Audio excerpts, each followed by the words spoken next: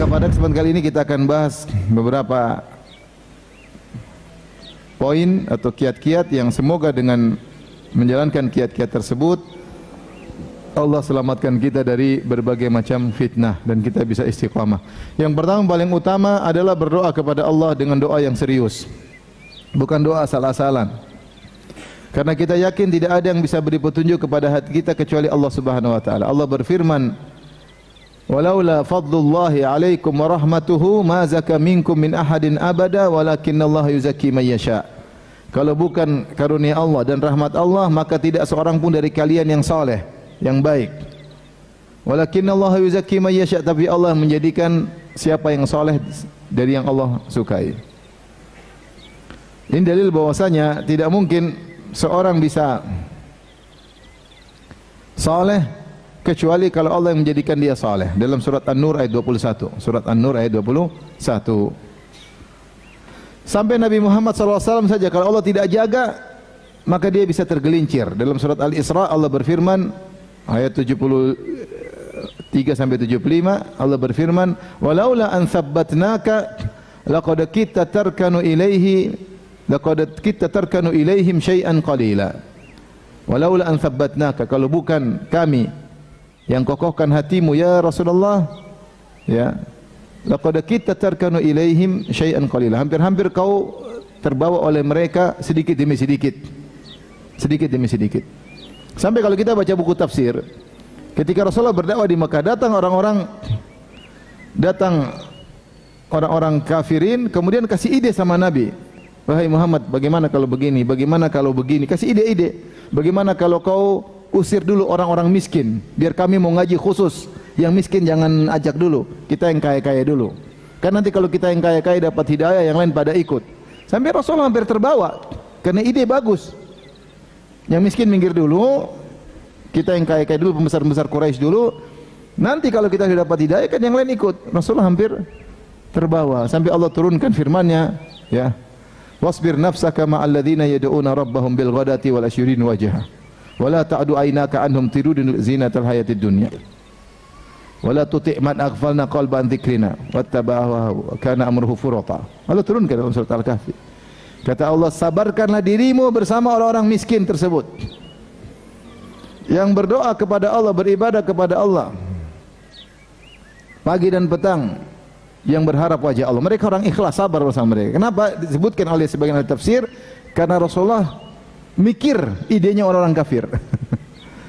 Makanya Allah mengatakan, laula an sabbatnaka laqad kita tarkanu ilaihim syai'an qalil. Kalau bukan kami kokohkan hatimu, kau sudah ke bawah sedikit demi sedikit. Itu Nabi Muhammad sallallahu alaihi wasallam. Bagaimana dengan kita? Makanya Rasulullah SAW mengakui hal ini. Beliau berkata, ya, laula Allah mahtadaina wala sallaina wala tasaddaqna. Demi Allah, wallahi laula Allah, kalau bukan karena Allah, kami tidak bakalan dapat hidayah. Kami tidak bakalan bisa salat dan kami tidak bakalan bisa bersedekah. Fanzilan sakinata alaina, turunkanlah ketenangan bagi kami. Maksud saya, Rasulullah mengakui bahwasanya kalau bukan Allah yang kasih hidayah, dia tidak bisa dapat hidayah. Oleh karenanya, di antara doa yang paling sering Nabi ucapkan adalah, ya muqallibal qulub tsabbit qalbi ala dinik. Ini Nabi, kenapa Nabi paling banyak baca doa ini? Karena Nabi benar-benar mengetahui sallallahu alaihi wasallam akan hakikat hidayah, bahwasanya hidayah murni dari siapa?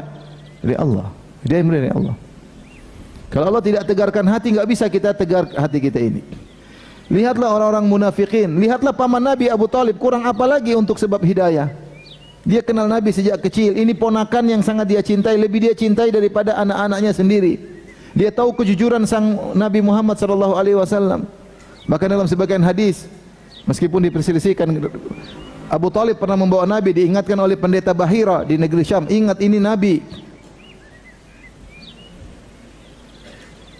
Kemudian dia bahkan rela pasang diri untuk membela Nabi. Bahkan dia telah berkata, walaqad alimtu bi anna dina Muhammadin min khairi adyanil bariyati dina. Sungguh aku telah tahu bahwasanya agama Muhammad adalah agama manusia yang terbaik. Abu Thalib orang suka bersafar. Dia pembesar Quraisy, pedagang, dia tahu agamanya di Syam, dia tahu. Dia ketemu orang Nasrani, dia ketemu orang Yahudi, dia ketemu orang Majusi, Dia ketemu berbagai macam agama kesyirikan, dia tahu semua dan dia sudah mengadakan studi banding. Dia mengatakan, "Walaqad alimtu bi anna dina Muhammadin min khairi adyanil bariyati dina." Sungguh benar-benar aku tahu agama ponakanku ini agama terbaik dari seluruh agama manusia. Tapi kenapa tidak beriman? Walaulal malamatu wa hidharu masabbatin lawajadtani samhan bidzaka mubina. Kalau bukan karena takut dimaki-maki, dicerca oleh orang, kau akan dapati aku terus terang dengan agama Muhammad. Tidak masuk Islam. Agar kita yakin bahwasanya hidayah di tangan Allah Subhanahu wa taala. Hidayah di tangan Allah Subhanahu wa taala. Apalagi kurangnya sebab hidayah? Dia ngerti bahasa Arab, dia nggak tahu tentang keagungan Al-Qur'an. Orang Arab mengerti tentang bagaimana balaghahnya Al-Qur'an. Ini bukan karangan manusia. Dari hati kecil mereka tahu ini bukan karangan Muhammad.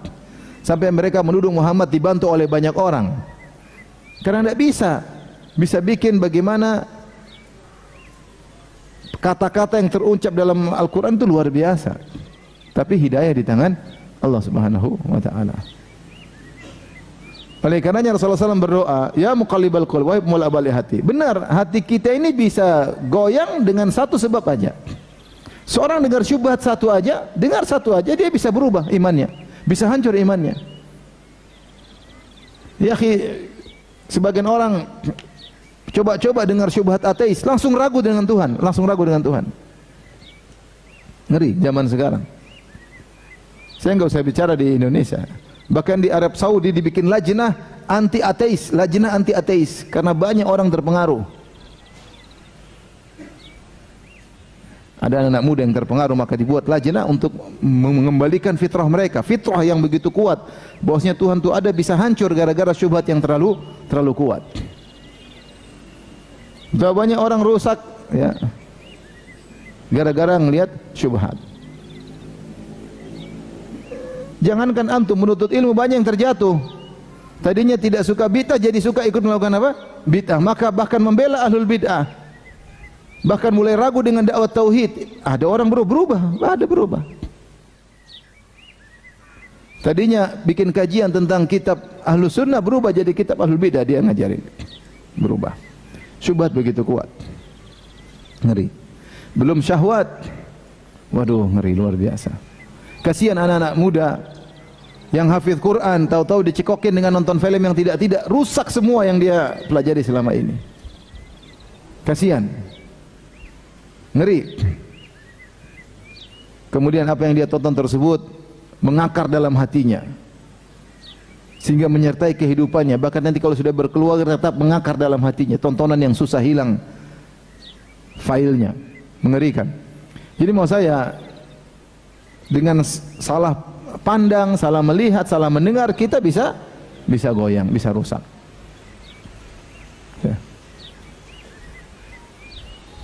Belum lagi kalau muncul Dajjal. Makanya ketika Rasulullah sebutkan Dajjal, Rasulullah mengatakan jangan falian anhu, maka falyana anhu, atau sebagaimana Rasulullah mengatakan ya, kalau datang Dajjal maka jauhilah, jangan dekati. Bisa jadi seorang merasa pede, ketemu Dajjal berubah, ikut Dajjal, saking kuatnya apa? Syubhat. Maka maksud saya ketika kita berdoa, ya muqallibal qulub, kita serius, ya Allah yang bolak-balik hatiku, ya Allah. Jangan sampai saya berubah, ya Allah. Tadinya semangat ibadah jadi malas beribadah. Tadinya semangat baca Quran jadi malas baca Quran. Tadinya pikirannya akhirat jadi pikiran duniawi. Kasihan. Ada istri soleha baik-baik salah bergaul dengan ibu-ibu kaya-kaya, jadi pikirannya apa? Duniawi. Padahal suaminya enggak punya duit. Kasihan. Kalau suami punya duit masih mending. Suaminya enggak punya duit, tapi pikirannya duniawi. Ngeri. Anak-anak ngeri. Oleh karenanya kalau kita berdoa serius, ya muqallibal qulub, tsabbit qalbi ala dinik. Hati ini yang tadinya ikhlas menjadi riya. Tadinya ikhlas sekarang mulai suka dipuji, suka disanjung. Jadi narsis, ingin semua kegiatan yang dilakukan diketahui oleh orang lain. Berubah hatinya. Banyak orang berguguran. Oleh karenanya di antara cara agar istiqamah, sering berdoa. Di antaranya ya muqallibal qulub tsabbit qalbi ala dinik. Di antaranya ketika sampai pada Al-Fatihah, sampai ihdinas siratal mustaqim, kita lebih seriuskan hati. Kita ini sering baca Al-Fatihah tapi kita karena saking hafalnya kita baca seperti hanya formalitas, kita tidak menghayati makna-maknanya. Sesungguhnya Al-Fatihah itu adalah doa yang terbaik sampai pada ihdinas siratal mustaqim. Ya Allah, berikan aku petunjuk kepada jalan yang lurus. Dan semua ini dibuka sampai Ibnu Qayyim menyebutkan begitu agungnya doa ini sampai Allah ngajarin gimana cara kita berdoa. Maka di awal Al-Fatihah kita muji-muji Allah. Alhamdulillahi Rabbil Alamin. Kita muji Allah. Ar-Rahmanir Rahim. Yang Maha Pengasih lagi Maha Penyayang. Alhamdulillah, segala puji bagi Allah penguasa alam semesta. Ar-Rahmanir Rahim. Malik Yaumiddin, yang menguasai hari pembalasan. Iyyaka na'budu wa iyyaka nasta'in. Kita bertawassul. Ya Allah, kepada Engkau lah kami beribadah dan hanya kepada Engkau lah kami bertawakal. Baru kita memohon, ihdinas siratal mustaqim, tunjukkanlah aku jalan yang lurus. Jalan yang mana? Siratal ladzina an'amta alaihim, jalan orang-orang telah Engkau berikan nikmat kepada mereka. Itu jalan orang-orang top, minan nabiyyin wasiddiqin wasyuhada wassalihin, jalannya para nabi, para syuhada, para siddiqin, para salihin. Ghairil maghdubi alaihim waladdallin, bukan jalannya orang-orang yang kaum murkai Yahudi yang punya ilmu namun tidak diamalkan, waladdallin Nasara tersesat beramal tanpa ilmu. Ini doa luar biasa. Kita ini mengerikan bagi kita para dai. Belajar ilmu tidak diamalkan, ngeri atau tidak ngeri? Seperti orang Yahudi, ilmu kebanyakan tapi tidak diamalkan. Demikian juga jangan seperti Nasara, beramal tidak punya ilmu. Kita minta hidayah agar keluar dari dua kesesatan ini. Jangan sampai punya ilmu tidak beramal, jangan sampai beramal tanpa ilmu. Kita minta hidayah. Hidayah ilmu, hidayah amal. Istiqamah. Di antara makna ihdinas siratal mustaqim, tunjukkanlah kami jalan yang lurus, maksudnya ya Allah, kalau kami sudah di jalan yang lurus, istiqomahkanlah kami, tegarkanlah kami di atas jalan yang lurus. Makanya di antara doa yang sangat membantu kita untuk istiqamah, ketika sampai pada lafal ihdinas siratal mustaqim, tolong lebih konsen.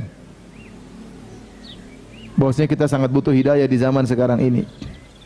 Sangat-sangat butuh hidayah. Kita enggak tahu ngurus keluarga terkadang salah caranya. Ngurus anak terkadang salah caranya, ngurus usaha terkadang salah caranya. Kalau Allah tidak kasih hidayah, kita tersesat. Bahkan dalam berdakwah, kalau kita Allah enggak kasih hidayah, banyak niat-niatnya enggak benar ketika kita berdakwah. Ngurus majelis taklim kalau enggak karena Allah juga kadang-kadang kacau.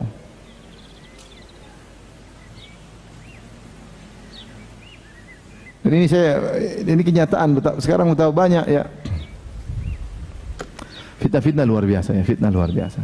Ini bukan fitnah terhadap orang awam aja, bahkan terhadap dakwah. Ada IO khusus untuk duniawi, menduniawikan dakwah. Ada.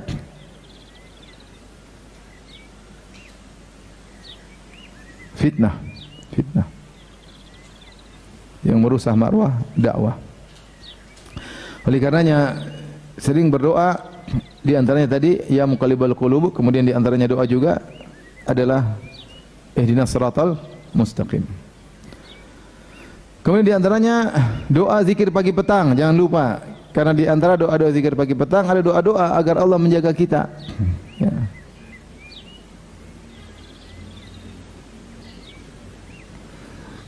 Di antaranya Allahumma a'udzubika minal kasali wa su'il kibar. Ya Allah, aku mohon kepada Engkau berlindung dari kemalasan. Betul doa itu. Karena malas ini bikin orang tidak istiqomah. Malas ngaji enggak jadi istiqomah. Malas baca Quran jadi tidak istiqomah. Malas silaturahmi jadi tidak istiqomah. Malas ngurus anak jadi tidak istiqomah. Malas dakwahi istri jadi tidak istiqomah. Allahumma a'udzubika minal kasali wa su'il kibar. Ya, di antaranya berlindung dari kemalasan. Ini doa zikir pagi petang. Di antara zikir pagi petang, Allahumma afini fi jasadi, Allahumma afini fi sam'i, Allahumma afini fi basari, la ilaha illa anta. Ya Allah, berilah keselamatan pada jasadku, keselamatan pada pandanganku, keselamatan pada pendengaranku. Ini sangat kita butuhkan di zaman sekarang ini. Agar kita tidak melihat sembarangan, agar kita tidak mendengar sembarangan. Ini yang bikin kita musibah medsos.